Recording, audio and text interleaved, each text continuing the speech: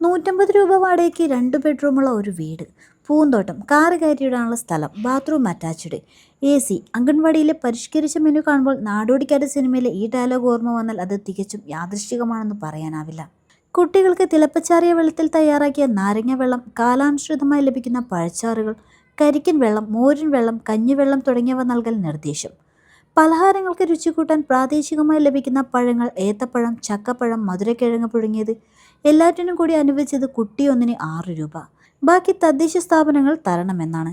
എവിടെ നിന്നെടുത്ത് തരുമെന്ന് ചോദിക്കരുത്. കാർബണേറ്റ് ശീതളപാനീയങ്ങൾ, അധികം മധുരം ചേർന്ന ജ്യൂസ്, പൊടികൾ എന്നിവ നൽകുന്നത് പൂർണ്ണമായും ഒഴിവാക്കി വേണം പഴച്ചാറും കരിക്കിൻ വെള്ളവും മറ്റും നൽകാൻ. അധികം ഉപ്പ്, മധുരം, കൊഴുപ്പ് എന്നിവയടങ്ങിയതും അത്യധികം സംസ്കരിച്ചതുമായ ഭക്ഷണങ്ങളും ഒഴിവാക്കണം.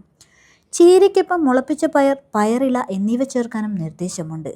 മുട്ട ബിരിയാണി, മുട്ട പുലാവ്, വെജിറ്റബിൾ പുലാവ് തുടങ്ങിയവ ഉൾപ്പെടുത്തി അംഗൻവാടികളിലെ മെനു വനിതാ ശിശു വികസന വകുപ്പ് പരിഷ്കരിച്ചിരുന്നു.